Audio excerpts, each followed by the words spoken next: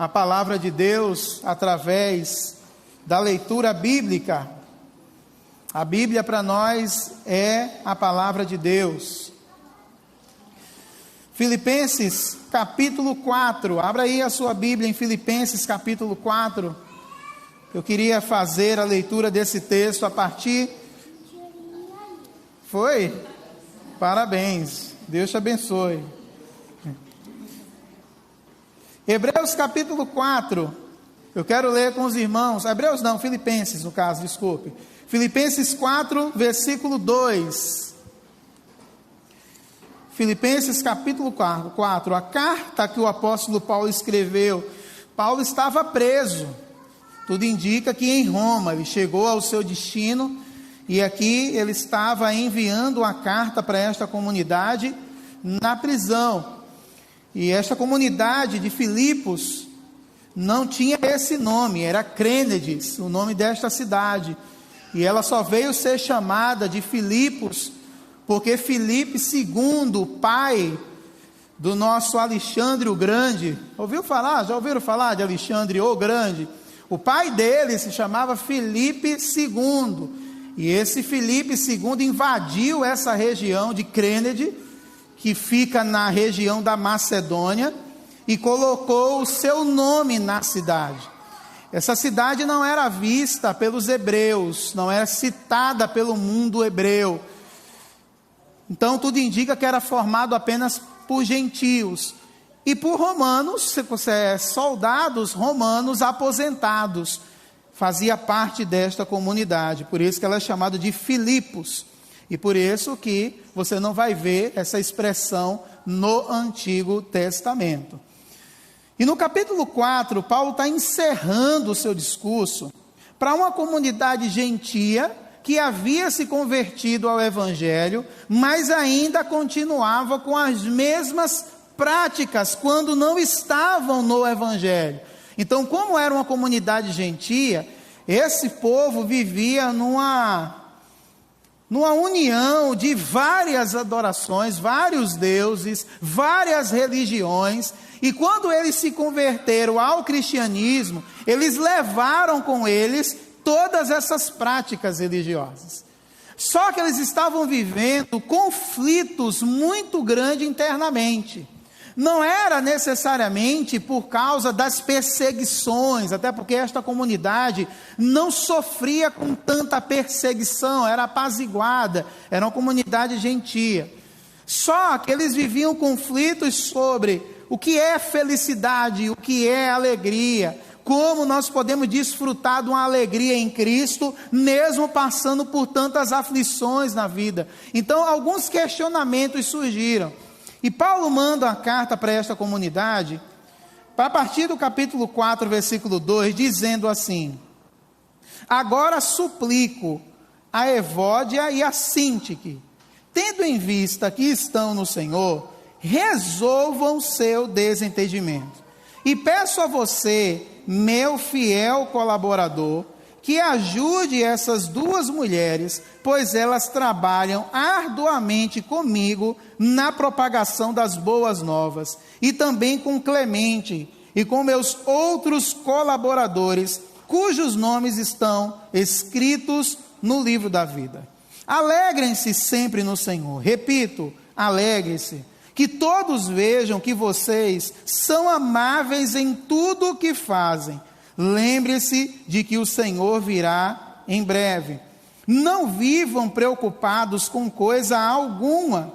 Em vez disso, orem a Deus, pedindo aquilo que precisam e agradecendo-lhe por tudo que Ele já fez. Então, vocês experimentarão a paz de Deus, que excede todo entendimento e que guardará seu coração e sua mente em Cristo Jesus. Só até aqui.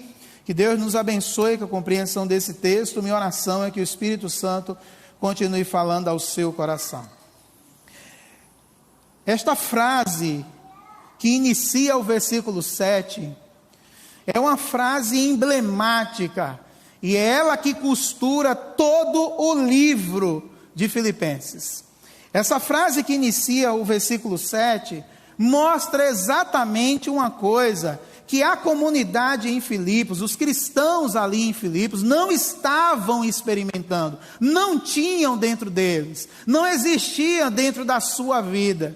Por isso que Paulo vai escrever tudo isso e diz assim: então vocês experimentarão a paz.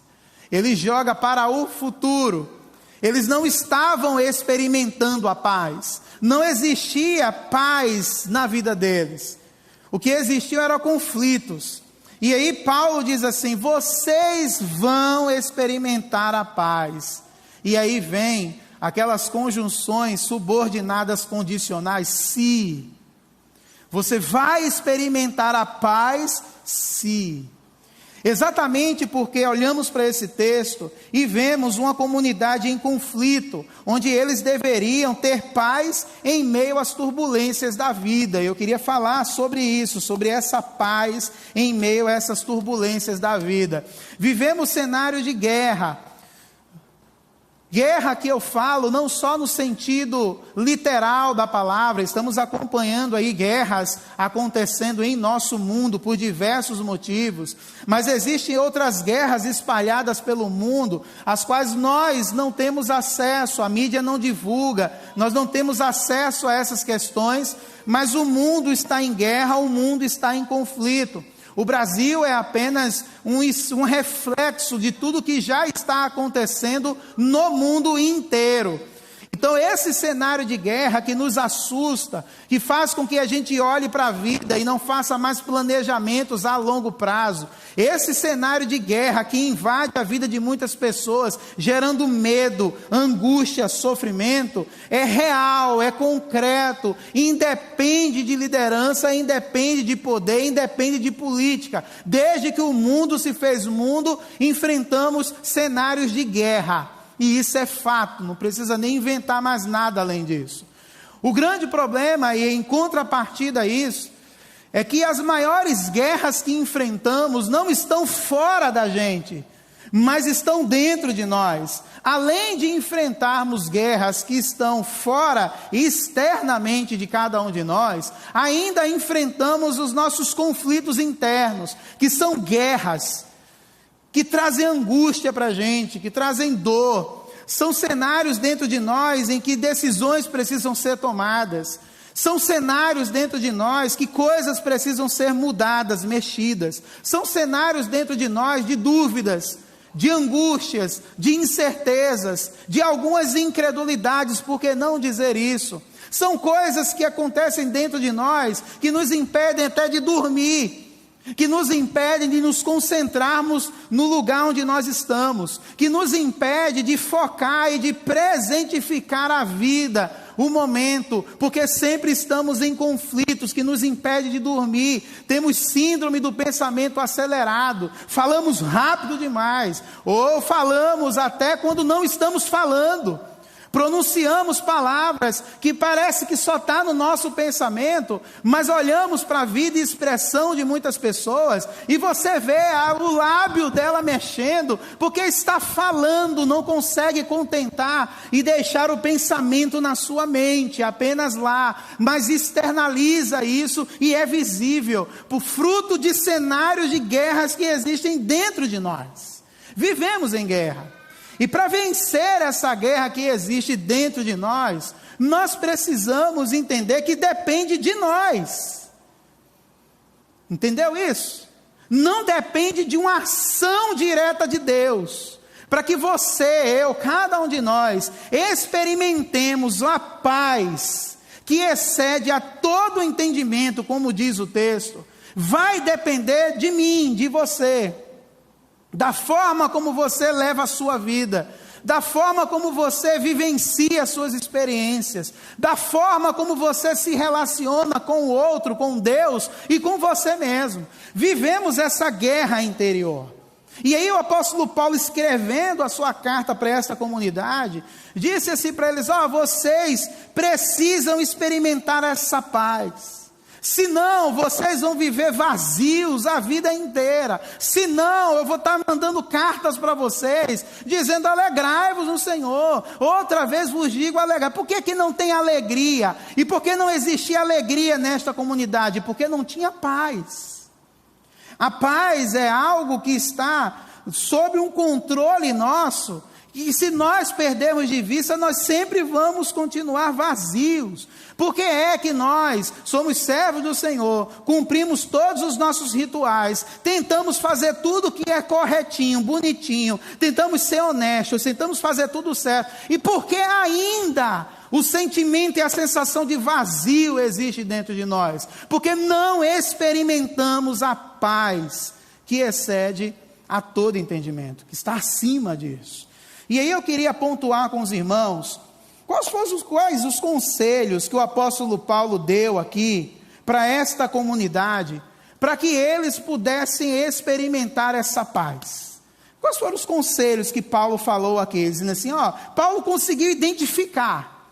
Paulo de longe ouviu falar da comunidade. Alguém falou para Paulo desta comunidade, sobre assuntos e coisas que estavam acontecendo lá. E Paulo diz assim, é por isso que vocês não vivem em paz, é por isso que vocês não são felizes, é por isso que a alegria do Senhor não está na vida de vocês, mesmo vocês sendo servos do Senhor, porque isso é muito possível.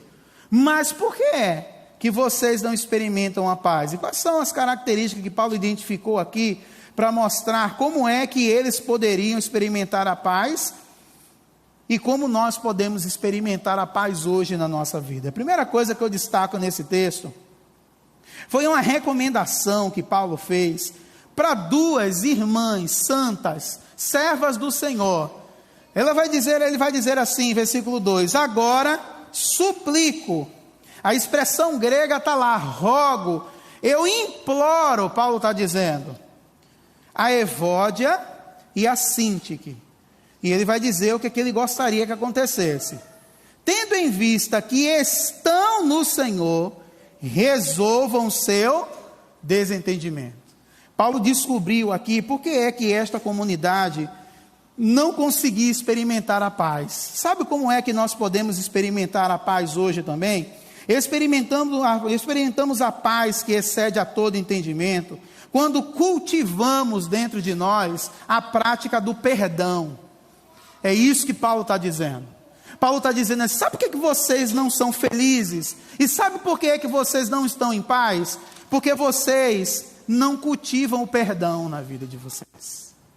Irmãos, isso é tão forte, tão real, que Paulo vai categorizar e dizer assim, as irmãs que estão no Senhor.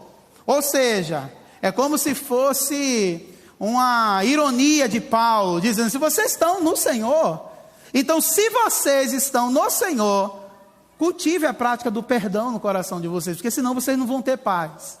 Pastor, eu dou o dízimo. O dízimo, muitas vezes, para alguém que não vivencia o perdão, é desencargo de consciência. Você dá seu dízimo porque você quer viver em paz. Mas isso resolve? Você vai vir dar o seu dízimo, você vai vir para a igreja, você vem para a Santa Ceia, que nós até sacralizamos, chamamos de Santa Ceia, né? Jesus só chamou de ceia, mas nós chamamos de Santa Ceia para sacralizar o nosso ritual. Eu participo da Santa Ceia, eu frequento a igreja, eu tento fazer tudo certinho na minha vida, mas por que é que eu não tenho paz ainda? Falta de perdão. Muitas vezes a pessoa carrega dentro de si um rancor, uma ferida que não consegue cicatrizar, e aí não tem paz. Sabe o que é interessante a respeito do perdão? É interessante essa ideia do perdão, porque nós sempre achamos que o outro é que tem que vir até a mim. Já percebeu isso? Às vezes eu faço um mal contra alguém, às vezes eu ridicularizo alguém, às vezes eu faço críticas impiedosas para uma pessoa, e eu acho que essa pessoa ainda tem que vir até a mim para pedir perdão, sendo que fui eu quem fiz, fui eu que pratiquei o ato, fui eu que falei, fui eu que feri, e eu ainda acho que o outro é que tem que fazer. Sabe por que a gente às vezes acha que é o outro que tem que fazer? Porque às vezes o outro ocupa lugares na igreja, na comunidade, que nós achamos que essas pessoas têm que ser exemplos para a gente. Não é isso? Quando você diz assim, que se alguém feriu o pastor da igreja, quem é que tem que ir até a pessoa? Pela lógica, tem que ir ao pastor. Ele é o pastor da igreja. Um diácono feriu alguém. Ou, aliás, alguém feriu um diácono ou uma diaconisa da igreja. As pessoas vão dizer assim, mas é lógico que o diácono e a diaconisa têm que ir. E por que tem que ir se foi você quem feriu? Entende que a gente às vezes muda a ordem das coisas para favorecer a gente, para tirar a responsabilidade da gente. Se você não perdoa, você não tem paz. Você pode dar seu dízimo, você pode vir à igreja, você pode participar da Santa Ceia, mas você vai carregar isso com você. Você vai fechar o olho para dormir, você vai enxergar aquela pessoa que você precisa liberar perdão. Você vai tirar, vou tirar férias da igreja que eu estou com raiva do pastor. Você vai dormir e vai sonhar com o pastor. Você vai sonhar com ele. Você pode ficar um mês fora da igreja, mas todo dia você vai pensar em mim. Todo dia. Vai ficar pensando em mim, vai sonhar comigo. Vou tirar férias, eu vou com você no seu banco. Eu vou estar lá, eu não vou sair da sua mente. Está amarrado? Está amarrado? Vai brincar com a falta de perdão? O perdão escraviza a gente.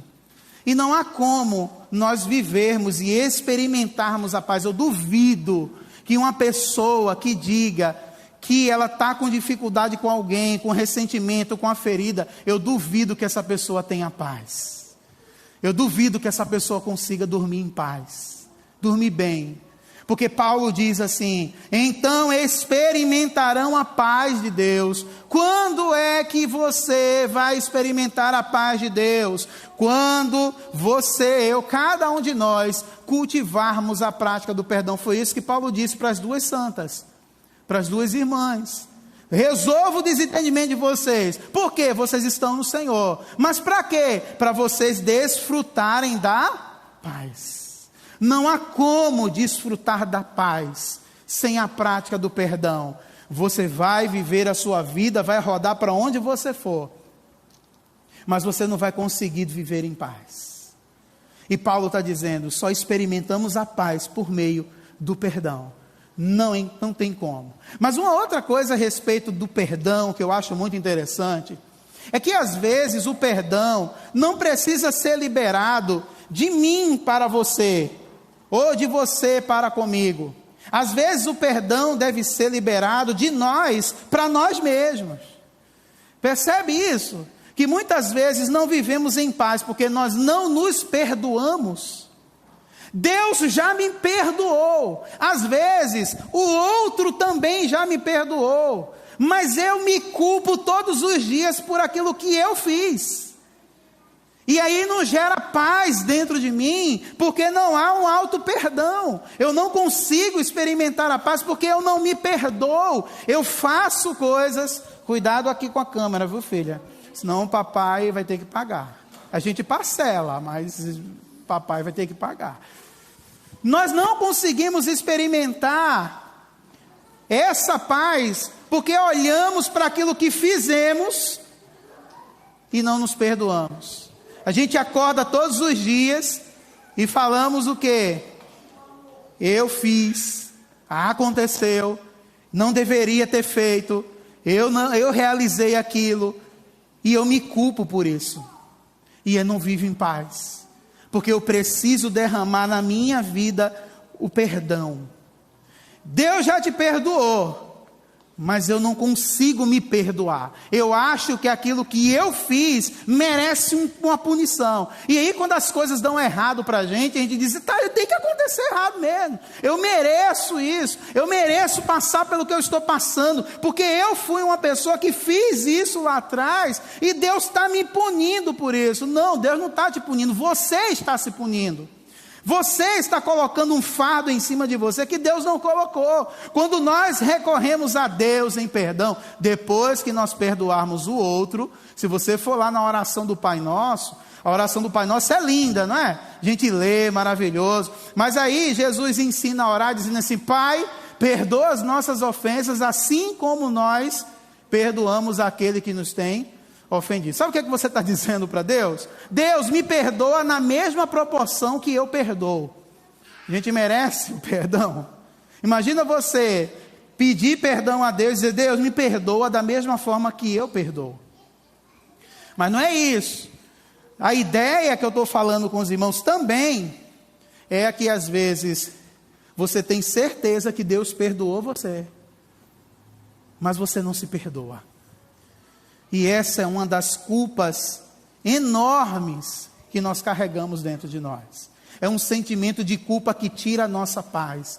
Paulo está dizendo: vocês vão experimentar a paz em meio às turbulências da vida, quando você, eu, cada um de nós, cultivarmos a prática do perdão. Perdoe. Eu queria que você fizesse um exercício agora. Eu queria que você mentalizasse pessoas as quais te feriram. Eu queria que você mentalizasse pessoas que você também feriu. E talvez você ainda esteja com receio de ir até essa pessoa pedir perdão. E quem disse que é fácil? Sabe por que não é fácil? Como diz Ariadne, porque é difícil. Mas sabe por que não é fácil pedir perdão? Porque o perdão, o pedido de perdão é humilhante. Irmãos, perdão não é dádiva, é humilhação. E isso mexe com o nosso ego, se humilhar perante o outro. Por isso que mexe. E por que é, pastor, que mesmo sendo servo do Senhor, eu não consigo perdoar? Porque o perdão não é humano. Nenhum de nós, por mais crente que sejamos, nós não temos por si só a capacidade de perdoar. Por isso que nós dependemos da graça de Deus, para podermos olhar para o outro e não ver o outro como meu inimigo, mas ver o outro como alguém que é amado por Deus, da mesma forma que Deus me ama. Deus ama essa pessoa que você mentalizou possivelmente, da mesma forma que ama você. Não merece uma punição de Deus diferente da sua, porque existe a graça de Deus, e aí a graça de Deus me ajuda a perdoar. Sem a graça de Deus não há perdão. Por isso que Paulo está dizendo assim: eu suplico que vocês resolvam esse desentendimento. Para quê? Para vocês sentirem paz, para vocês viverem em paz. Senão vocês vão carregar esse vazio pelo resto da vida. Experimentamos a paz em meio às turbulências da vida, quando cultivamos a prática do perdão. Mas Paulo vai dizer uma outra coisa. Para uma comunidade desafiadora, para uma comunidade que estava com muitas incertezas, Paulo diz no versículo 4, alegrem-se sempre no Senhor. E ele coloca um ponto, e ele diz, repito, alegre-se no Senhor. Versículo 5, que todos vejam que vocês são amáveis em tudo que fazem. Lembre-se de que o Senhor virá em breve. Uma outra coisa que Paulo nos ensina sobre a prática da paz, sobre experimentar a paz, é que experimentamos a paz, segundo esse texto também, quando decidimos confiar em Deus a despeito dos sofrimentos e das lutas. Paulo está dizendo, talvez e possivelmente Paulo recebeu alguma coisa que dissesse para ele assim, Paulo, eu estou sofrendo muito, está doendo muito, Paulo, está difícil, Paulo, eu não sei como sustentar isso, Paulo, eu não sei como eu vou lidar com essa situação. Aí Paulo escreve uma carta para ele dizendo assim, alegrai-vos no Senhor. Ou seja, eu vou repetir, alegrai-vos no Senhor. Que essa situação não transforme, não desconfigure você, o Senhor está próximo. O que Paulo está dizendo é, sabe como é que eu vou conseguir experimentar a paz? quando eu olho para o sofrimento, quando eu olho para as lutas, quando eu olho para as angústias que me assolam, quando eu olho para tudo que me cerca, e ainda assim, isso não me desconfigura, eu continuo seguindo, eu continuo alegre, o sofrimento não me para, o sofrimento não é uma barreira que se coloca na minha vida, que me impede de avançar. Eu consigo me alegrar no Senhor a despeito do sofrimento. Eu consigo confiar em Deus, porque eu sei o que Ele está fazendo na minha vida. Alegrai-vos no Senhor. E eu acho interessante quando ele coloca essa expressão, lembre-se de que o Senhor virá em breve, é a expressão de dizer assim, aguenta mais um pouco, porque tudo isso vai passar. Sofrimento não é toda a sua vida, lembra disso? Sofrimento são momentos da nossa vida, mas não representa toda a nossa vida. O grande problema é que nós ficamos no sofrimento e achamos que ele vai ser para sempre na nossa vida. E ele é apenas um momento. E nos entregamos, mergulhamos, perdemos a alegria, perdemos o brilho, perdemos a vontade, perdemos a sensação de paz dentro da gente, porque olhamos para o sofrimento e ele vai nos consumindo aos poucos, porque o foco está no sofrimento. E aí eu perco de viver aquelas experiências que Deus tem me proporcionado, os ensinamentos que eu posso tirar do meio do sofrimento, porque o meu foco está no sofrimento. Paulo está dizendo assim, mude a sua forma de ver a vida, alegre-se no Senhor. Mas como eu posso me alegrar se eu estou desempregado? Alegre-se no Senhor. Como é que eu posso me alegrar se essa ferida está doendo na minha alma? Alegre-se no Senhor. Como é que eu posso me alegrar no Senhor diante da perseguição? Alegre-se no Senhor. Sem isso não há sensação de paz. Quando eu olho para o sofrimento e acho que esse sofrimento é o fim em si mesmo, eu não consigo experimentar a paz de Deus na minha vida. Por isso que Paulo no versículo 17 diz assim, vocês experimentarão a paz se esse sofrimento, se essas lutas, se essas perseguições, que esses momentos complicados não façam com que você pare. O Senhor vai voltar, vai passar. Vocês vão experimentar isso, vivam cada momento da vida de vocês. Deus não abandonou vocês, confie em Deus. Confiar em Deus diante do sofrimento é crer que Ele tem um plano elaborado para a sua vida. Às vezes nós não sabemos o que fazer diante do sofrimento. Às vezes todos os nossos recursos se esgotam. Às vezes tudo que dependia da gente fazer, a gente fez. Mas é hora de confiar que Deus tem um plano nisso, Ele tem um propósito determinado para isso. Pode tudo se esgotar em mim, mas eu confio que Deus tem um plano nesse negócio, e aí eu consigo caminhar. Eu sei que Deus sabe o que faz, eu acredito que Deus sabe o que está fazendo, eu acredito que a minha parte é me alegrar no Senhor, mesmo em meio às loucuras que a vida me submete, mesmo em meio às decepções que a vida me coloca, mas eu preciso me alegrar no Senhor a despeito do sofrimento. E quando eu me alegro no Senhor a despeito do sofrimento, eu estou dizendo, eu confio em Deus, porque Deus sabe o que faz. Hoje pela manhã estávamos discutindo coisas parecidas a respeito da fé. E eu acho que foi a Regina, que de vez em quando ela se converte nas falas dela, que no momento, quando nós estamos passando no meio da dor, do sofrimento, da luta, das angústias, da falta de sono, das perturbações da vida, a gente não consegue perceber que Deus tem um plano nisso. Isso a gente só consegue compreender depois, e talvez bem depois mesmo. Mas no momento que estamos no meio do fogo cruzado, do fuzuê da vida, das coisas que estão acontecendo dentro de nós, aí a gente procura aquelas pessoas que podem dar uma palavra para a gente, e as pessoas dizem assim, cuidado, pode ficar pior. Você vai orar a Deus, vai buscar a presença, mas pode o negócio ficar pior, e aí perturba mais a gente. O que eu faço com esse turbilhão de coisas que acontece? Eu só posso fazer uma coisa, confiar. Quando eu confio, eu estou desenvolvendo a minha fé. Fé em algo que eu não sei como vai proceder, Como vai ser? Mas eu acredito que Deus tem um plano nesse negócio. E isso pelo menos alivia a dor. Isso pelo menos alivia o sufocamento dentro da gente em entender que Deus tem um plano nisso. Por mais que esse plano não seja o meu, por mais que esse plano não seja o que eu quero, por mais que esse plano não aconteça da forma como eu planejei, mas Deus tem um plano nisso e eu preciso apenas confiar. É isso que Paulo está dizendo para esta comunidade. Quer experimentar a paz? Decida confiar em Deus a despeito do sofrimento. Alegre-se no Senhor. O Senhor vai voltar. E por Ele voltar, isso vai ter um fim. Isso vai acabar. Mas não deixe de experimentar a paz por causa do sofrimento, porque eles estão aí. Eles sempre vão existir.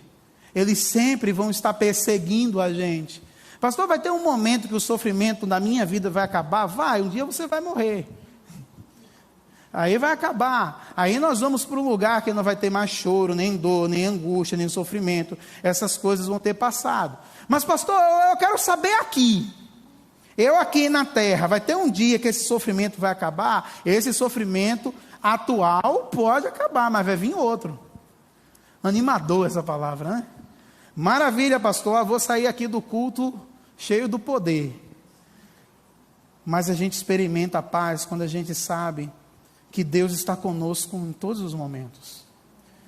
Em cada situação, em cada sofrimento, em cada angústia, você pode não ver, mas Deus está com você. Você pode não sentir, porque o sofrimento ofusca a presença de Deus na nossa vida, mas Ele está com você. Ele sabe o que você passa. Às vezes a gente não consegue ver, não dá conta do que você está passando, e às vezes nem é bom, porque tem momentos que é você e Deus. Tem momentos que Deus quer trabalhar coisas na sua vida, e não reclame porque ninguém te ajudou, porque pode fazer parte do processo de Deus na sua vida. Então acalme o seu coração, apenas decida confiar no que Deus está fazendo, e isso faz a gente experimentar a paz. Como é que eu posso experimentar a paz que excede a todo entendimento? Quando eu decido confiar em Deus, independente do sofrimento que tenta bater na minha porta. Mas tem uma outra coisa que Paulo falou, e talvez eu acho uma das mais difíceis de se fazer. Versículo de número 6, ele vai dizer assim: não vivam preocupados com coisa alguma. Na tradução original fala de ansiedade, certo? Na versão de vocês tem ansiedade? Não andeis ansiosos por coisa alguma. Em vez disso, orem a Deus, pedindo aquilo que precisam e agradecendo-lhe por tudo que Ele já fez. Essa expressão, quando a gente lê, desce entalado, né? Não viva ansioso. Tá, mas como é que não se vive ansioso? Como é que eu consigo domesticar aquilo que está dentro de mim? E aí Paulo vai ensinar uma outra coisa para a gente. Sabe o que é experimentar a paz? É quando compreendemos que não importa o que acontece do lado de fora, eu decido ficar bem pelo lado de dentro. É isso que Paulo está dizendo. Não importa o que acontece do lado de fora, eu preciso decidir ficar bem pelo lado de dentro. Sabe por quê? Porque o que está fora de você, muitas vezes, não está no seu controle. Muitas coisas que estão fora de você não estão no seu controle. Você não pode controlar. Mas você pode controlar como isso te afeta. Você pode controlar o que está dentro de você. Por isso que nós entramos em angústias terríveis dentro da nossa existência, porque nós queremos controlar o incontrolável. Queremos controlar o que está fora da gente. As circunstâncias que nos machucam, as circunstâncias que tentam colocar angústia dentro de nós, circunstâncias que tentam tirar a nossa paz, mas você não pode controlar o que está fora de você. Você é responsável por controlar aquilo que está dentro de você.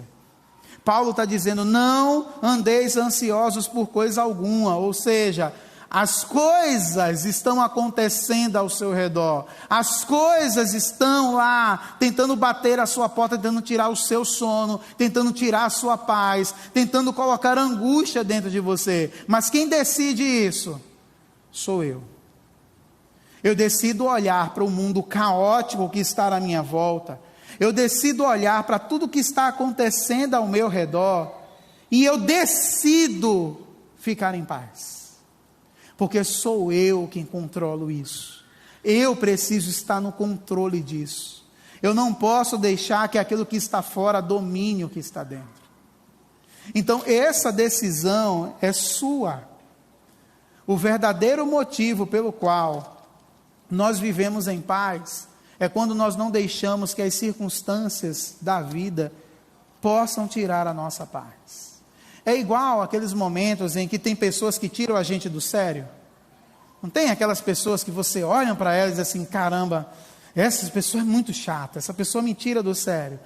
Mas essa pessoa tira você do sério por quê? Quem é que decide perder o juízo? É você. Só tira do sério se você quiser, se você permitir. A mesma coisa são as circunstâncias da vida. O mundo está caótico, mas eu não vou dormir, eu não consigo dormir porque eu estou pensando na situação que não depende de você. Existem muitas situações que estão à nossa volta, que não dependem da gente. E mesmo assim eu perco o meu sono por causa disso. E mesmo assim eu decido não dormir por causa disso. E mesmo assim eu ando com um fardo dentro de mim, tentando controlar coisas que não dá para controlar. O que é sentir a paz? O que é experimentar a paz de acordo com Paulo? É quando eu entendo que não importa o que acontece do lado de fora, eu decido ficar bem do lado de dentro. E abre parêntese para uma coisa que eu vou dizer para os irmãos. Tem momentos na nossa vida que a gente tem que se fingir de doido. É isso. Tem momentos, vou repetir, não sei se está gravado. Se gravar vai ficar, eu vou falar de novo. Tem momentos na nossa vida que a gente tem que fingir de doido. Senão a gente não dá conta da vida, meu irmão. O mundo está desabando você, tá bom. Mas nem estava sabendo. Foi mesmo. Não parece que você está dopado? Tem momentos que a gente tem que fingir de doido para dar conta da vida. Senão a gente não vive em paz. Se a gente tentar resolver tudo, se a gente dar bola para tudo, se a gente querer resolver tudo, se a gente querer justificar tudo, se a gente querer resolver tudo, se a gente querer justificar tudo, a gente fica louco. E aí a gente não dá conta da vida. E aí eu não vivo em paz. Aí eu não durmo. Aí eu não faço minhas coisas, eu não presentifico minha vida, aí eu não consigo viver bem com o outro, porque tem momentos que a gente tem que sair dessa realidade, porque essa realidade, de alguma forma, de alguma maneira, machuca a gente, e a gente finge que está tudo bem, e a gente segue, porque se a gente for levar a sério demais tudo que acontece na nossa vida, a gente enlouquece, meu amado e meu irmão. É por isso que tem gente que não dorme. É por isso que tem gente que está passando na rua falando sozinho.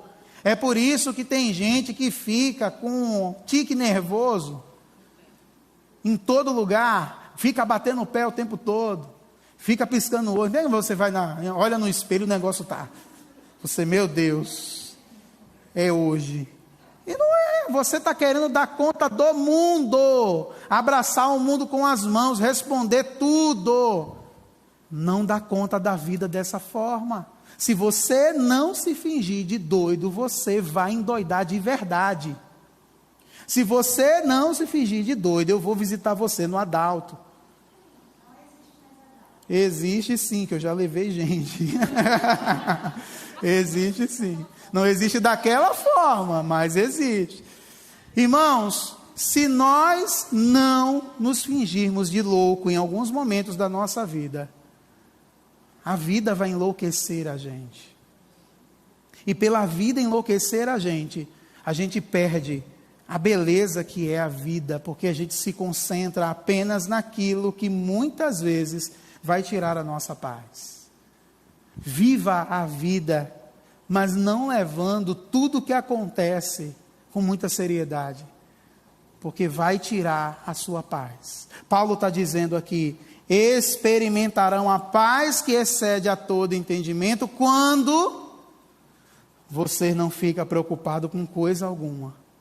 Viva o momento. Qual é o segredo? Viva o momento. Você está aqui, foque aqui. Você vai terminar o culto, vai conversar besteira com o povo, isso faz parte, vai e fica conversando besteira mesmo. Foque aqui. Viva o momento. E não deixe que a vida enlouqueça você. Enlouqueça a vida. Mas não deixe que a vida enlouqueça você. Porque nós precisamos viver em paz. E não dá para viver em paz querendo dar conta do mundo e de tudo que nos cerca. Eu queria concluir a reflexão lendo com vocês a parte final desse texto. Quando Paulo vai dizer no versículo 7, então vocês experimentarão a paz de Deus, que excede todo entendimento, e que guardará seu coração e sua mente em Cristo Jesus.